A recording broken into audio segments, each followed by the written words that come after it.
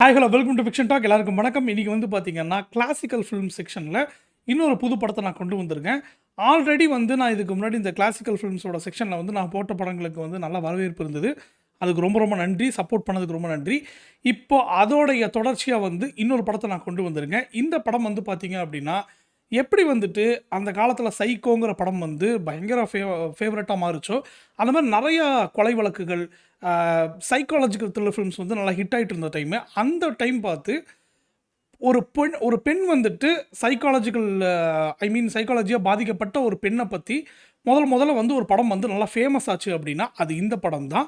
அப்படி என்ன படம் அப்படின்னு கேட்டிங்கன்னா 1972 வந்த சிஸ்டர்ஸ் அப்படிங்கிறது அந்த படத்தோட பேர். படத்தோட கதை என்ன அப்படின்னா, டேனியல் அப்படிங்கிற ஒரு மாடல், அவங்க வந்து பார்த்திங்கன்னா டிவி மாடலாக இருக்கிறாங்க.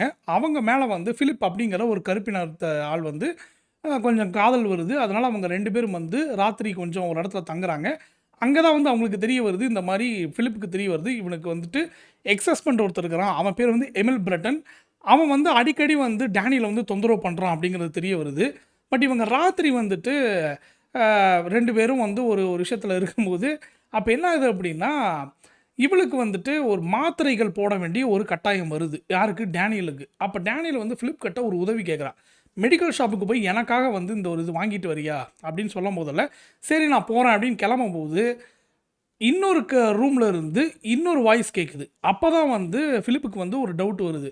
என்னடா அது, நம்ம கூட இவ தான் இருந்தால் பின்னாடி அவ யார் அப்படின்னு கேட்கும்போது டேனியல் வந்து என்ன சொல்கிறா அப்படின்னா, அது என்னோட தங்கச்சி டாமினிக் இருக்கிறா, அவளுக்கு எனக்கு இன்றைக்கி ஒரே நாளில் பிறந்த நாள், அதனால தான் வந்துட்டு அவங்க வந்திருந்தா, இப்போ நான் உங்க கூட இருக்கிறது வந்து அவளுக்கு பிடிக்கல அப்படிங்கிற மாதிரி அவள் சொல்லுவாள். இதை கேட்ட உடனே ஃபிலிப் என்ன யோசிக்கிறான்னா, சரி நீ ஏன் இதை என்கிட்ட சொல்லவே இல்லை பிறந்தநாள்னு சொல்லிட்டு அவன் என்ன பண்ணுறான், கடைக்கு போனவன் மாத்திரை மட்டும் வாங்காமல் ஒரு பேக்கரிக்கு போயிட்டு இந்த மாதிரி ஒரு கேக்கும் வாங்குறான். அந்த கேக்கில் வந்து happy birthday Daniel and Dominic அப்படிங்கிற பெயரும் வந்து போட்டு கொண்டு வரான். கொண்டு வந்ததுக்கப்புறம் தான் ஒரு சம்பவம் நடக்குது. அது என்ன அப்படின்னா, அங்கே வந்துட்டு இவன் போயிட்டு கேக்கை வெட்ட சொல்லும்போது அங்கே டேனியல் இல்லாமல் டாமினிக் இருக்கிறா. அவன் என்ன பண்ணிடுறா, கத்தி எடுத்து ஃபிலிப்பை கொண்டுடுறான். இந்த கொலையை வந்து பக்கத்து அப்பார்ட்மெண்ட்டில் இருக்கிற கிரேஸ் அப்படிங்கிற ஒரு ரிப்போர்ட்டர் அதை பார்த்துட்றான். அவள் பார்த்தது மட்டும் இல்லாமல் போலீஸ்க்கும் அதை ஃபோன் பண்ணி சொல்லிடுறா. சொன்னதுக்கப்புறம் போலீஸ் வந்துடுறாங்க. கிரேஸும் கூடயே வந்து அந்த அப்பார்ட்மெண்ட்டில் செக் பண்ணுறாங்க. ஆனால் செக் பண்ணும்போது பிரச்சனை என்ன அப்படின்னா, அங்கே அப்படி ஒரு கருப்பின ஆளே இல்லை. இது ஆனால் கிரேஸுக்கு என்ன அப்படின்னா, கண்டிப்பாக இந்த வீட்டில் ஒரு கொலை நடந்திருக்கு, இதை நான் கண்டுபிடிச்சே தீருவேன்னு சொல்லி அவங்க முடிவெடுக்கிறாங்க. இதுக்கப்புறம் இந்த படத்தில் என்ன நடந்ததுங்கிறது தான் மொத்த கதையே. இந்த கிரேஸ் வந்துட்டு எப்போ வந்து டேனியல் வந்து சந்தேகப்பட ஆரம்பிக்கிறாளோ அப்போவே சில ஸ்டெப்ஸு சில மெஷர்மெண்ட்ஸ் எல்லாம் எடுக்கிறா. அவளை எங்கெல்லாம் போகிறா என்ன பண்ணுறா அப்படின்னு சொல்லி அவன் முடிவெடுக்கிறா.